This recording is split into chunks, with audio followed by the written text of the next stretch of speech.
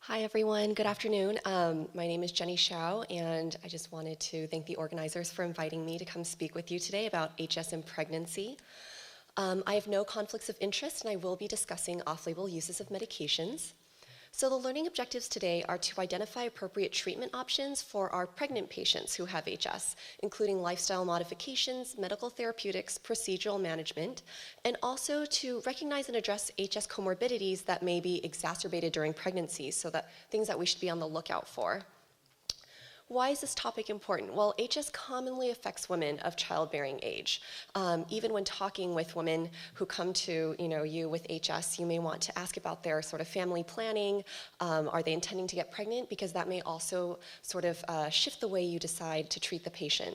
There is data suggesting that HS symptoms improve during pregnancy for a subset of women.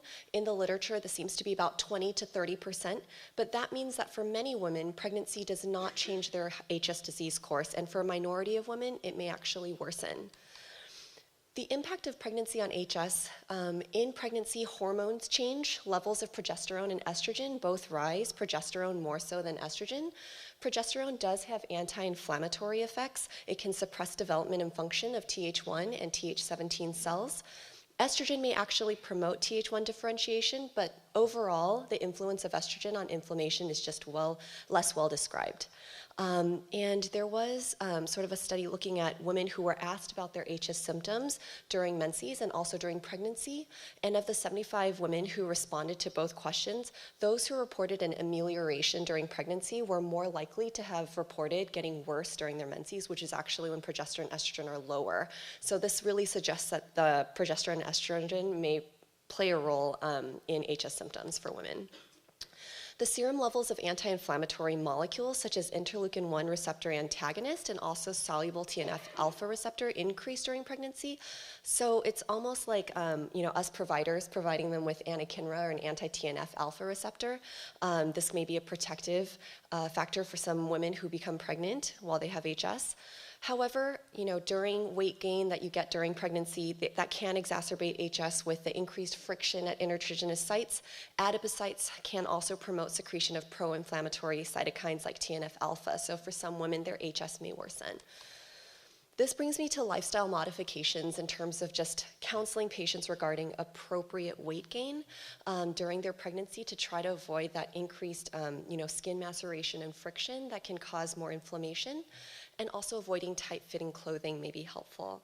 Smoking cessation, which we should try to talk about with our patients always anyway, is even more paramount when they become pregnant. And a lot of women sometimes will just quit cold turkey when they learn that they're pregnant, so it's a good time for us to counsel our HS patients about smoking cessation.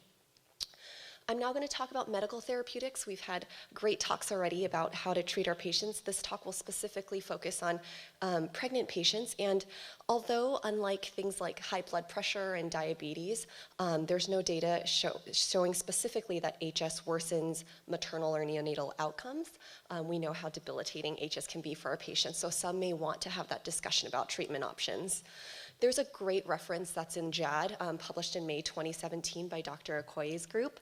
And so I just wanted to put this up here as a resource for anyone who does have a patient with HS and who is pregnant and wants more information. So I am going to talk about pregnancy categories of medications. It's just important to know that in 2015, the FDA replaced pregnancy categories with medication-specific risk summaries. For the purposes of this talk, I'm still going to include pregnancy categories just for ease of classification and for historical reference. So just to briefly go through pregnancy categories, A is that adequate studies have been done in pregnant women. They failed to show a risk to the fetus in the first trimester of pregnancy, and there is no evidence of risk in later trimesters. None of the medications we'll be talking about is pregnancy category A, unfortunately. B, animal studies show fetal risks. There's no adequate human studies, or human studies show no fetal risk despite fetal risk in animal studies. C is animal studies show fetal risk and there's just no adequate human studies, or there's no adequate animal or human studies, and in these cases, potential benefits may warrant use of the drug despite risks. D is we're getting into positive evidence of fetal risk in humans, but again, potential benefits may warrant use of the drug in pregnant women despite risks. And for X, there's a positive evidence of fetal abnormalities. There's congenital malformations that are associated, so risks definitely outweigh potential benefits. You should not use those medications. Going into topical antibiotics, we've talked about clindamycin, 1% topical, and that's pregnancy category B and safe to use and can be definitely helpful if, with our patients, especially those that are milder disease. Erythromycin and metronidazole are also B, though I'm not sure as much about the efficacy of those. Importantly, I had a patient who was pregnant who grew out gram-negative organisms like Pseudomonas, and whether it's secondary infection, it was draining. So I talked to a UCLA maternal fetal medicine specialist, and she said gentamicin, 0.1%, could be a consideration. I think you could do this in conjunction with the patient's OB-GYN. It's not classified by the FDA, but something that may be helpful. Oral antibiotics that are pregnancy category B include clindamycin, erythromycin, cephalexin, augmentin, and metronidazole. These are also safe in breastfeeding. They may just increase the risk of infant diarrhea, so that's good to counsel your patients about. Metronidazole typically is also recommended to discontinue 12 to 24 hours before breastfeeding. In terms of clindamycin, we've been talking about the clindamycin-rifampin combo. Rifampin is pregnancy category C. There is, positive evidence of possible increased risk of cleft palate and also spina bifida in animals when used at higher doses than that's seen in humans. But in humans, there's actually been no observational data showing that there's an increased fetal risk of abnormality. And we give rifampin all the time, like Dr. Micheletti was saying, for, pregnant women with active TB as well. So I think rifampin and clinda for patients with early stage 2 and 3 who are pregnant, it could be a consideration in conjunction with the patient's OB-GYN in discussing the risks and benefits with the patient. Dapsone is pregnancy category C. There's no causal effect on fetal abnormalities, but I would use with caution. Moxifloxacin, there's animal data suggesting possible problems with bone and cartilage, so I would be wary, and I know that we've talked a lot about the moxifloxacin, rifampin, and metronidazole combination, and 2 of those are pregnancy category C, so I would be careful. In terms of biologics, so the first-line biologics, I think, for a woman who is pregnant with HS who would like to be on a biologic or maybe who is already on one, adalimumab and infliximab have the most data in their pregnancy category B. Etanercept actually has less placental transfer than adalimumab or infliximab, so it's actually safer in pregnancy, but as we've talked about, it has inconsistent efficacy data in HS, so I would not reach for that. There's minimal placental transport of maternal antibodies during the first 2 trimesters of pregnancy. So during the first half of pregnancy, it's generally considered safe to use a TNF-alpha inhibitor. However, there are recommendations considering stopping monoclonal antibody-based therapy, so including adalimumab and infliximab in the 3rd trimester to avoid that placental transfer. This can be a discussion with your patients in terms of weighing the risks and benefits, like the risk of relapse versus possible risk of the transfer of these monoclonal antibodies to the fetus. And then if the mom does decide to stay on biologics, it's important to know that babies to these mothers, they should not be given live vaccinations for 6 months after birth. So live vaccinations include the MMR vaccine, rotavirus, and varicella. In the US, for infants under 1, the one that might be given might be rotavirus, so it's just good for you to let the new moms know. Breastfeeding while on anti-TNF-alpha biologics is generally considered safe. There are minimal amounts of medication in breast milk, and there's infant gastric digestion thought to occur to break down some of that protein. Other biologics, ustekinumab and anakinra, the data on it is just not as strong as we know. And there's actually very limited data on safety in pregnancy and lactation for these 2 agents. So I would consider one of the TNF-alpha ones first. In addition, I think it would be really helpful to report adverse pregnancy outcomes of patients on biologics who are pregnant to a pharmacovigilance registry, just so we can all sort of enhance our understanding about the safety of biologics in pregnancy.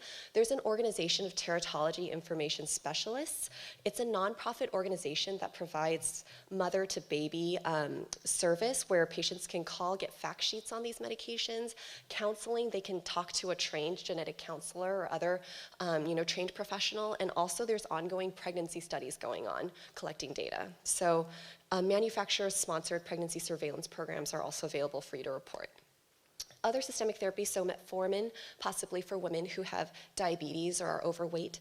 Zinc gluconate has been shown in a small cohort of patients to help early milder disease, but I will say that zinc supplementation of 75 milligrams or more, the data of that in pregnancy safety has not been reported, so I would sort of not jump to giving really high doses of zinc. Colchicine is not so well studied in HS, and it is pregnancy category C. Teratogenicity has been seen in animal studies, so possibly as adjunct treatment for patients who aren't pregnant in pregnancy, I would be careful as well.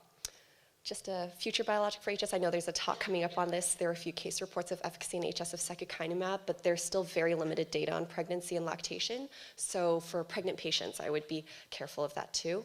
Definite medications to avoid: no tetracyclines, no oral retinoids, and then no hormonal therapy, spironolactone or oral contraceptives. These should just not even be considered. Medications that one likely should avoid: oral steroids, cyclosporin, both are pregnancy category C. They have more limited data. And azathioprine just has very limited efficacy data on HS, and it's pregnancy category D, so I would not reach for that. Briefly going into procedural management that you can consider for your HS patients: ILK is pregnancy category C, but it's unlikely to pose significant risks during pregnancy. Surgical procedures, so in general, in pregnant patients, probably better to just hold off on surgical procedures, but lidocaine B, epinephrine C, you can consider simple incision and drainages or local excisions or de-roofing of sinus tracts. Would plan this with the patient's OB-GYN on board, and also consider not doing it during the first trimester when there's organogenesis. Laser therapy, the safety of this for treating HS during pregnancy has not yet been reported in the literature, but the CO2 laser has actually been used to treat genital condyloma in pregnancy with minimal complications. So something to think about. And then I just wanted to talk about cryoinsufflation, which was reported by a group in Italy.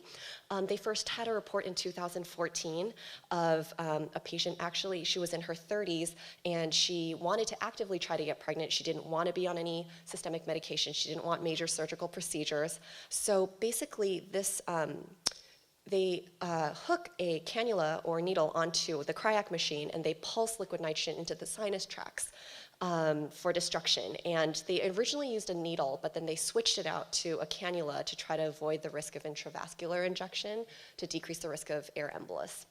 And here's just a couple photos. There's another one where they used a peripheral venous catheter to be used for very small sinuses. And you can see here in the photo that they show, I don't know, try the light, but that some of the sinus tracts look like they've actually scarred down. I think that this could be a potential option for pregnant women who don't want to, take meds and they don't want surgical procedures. And actually online, as supplements to these articles, they have videos of how they did it. So, impact of pregnancy on HS comorbidities, just to wrap this up quickly. There is, as we know, a higher prevalence of depression and anxiety in HS patients than control, and pregnancy can exacerbate underlying mood disorders in patients. So we should really be monitoring our patients' mood, coordinating mental health care with their patient's PCP, OB-GYN, or psychiatrist, especially also during the postpartum period. Physical health, we know there's a higher incidence of metabolic syndrome in HS patients. So pregnancy-related changes in BMI, blood pressure, lipid metabolism, and glucose tolerance also trend towards changes that are seen in metabolic syndrome. So our patients may be hit with sort of a double whammy, really encouraging regular follow-up with PCP and OB-GYN. Hopefully they have regular visits with their OB-GYN. So just some take-home points discussing the lifestyle modifications with our patients. There are medical therapeutics and procedural interventions that can be tried. Monitoring for HS comorbidities like mood disorders that could be exacerbated, and reporting adverse pregnancy outcomes to pharmacovigilance registries. Here's some more of my references, and I'm happy to discuss any of them after the talks too. This is just my son. Thank you so much, everyone.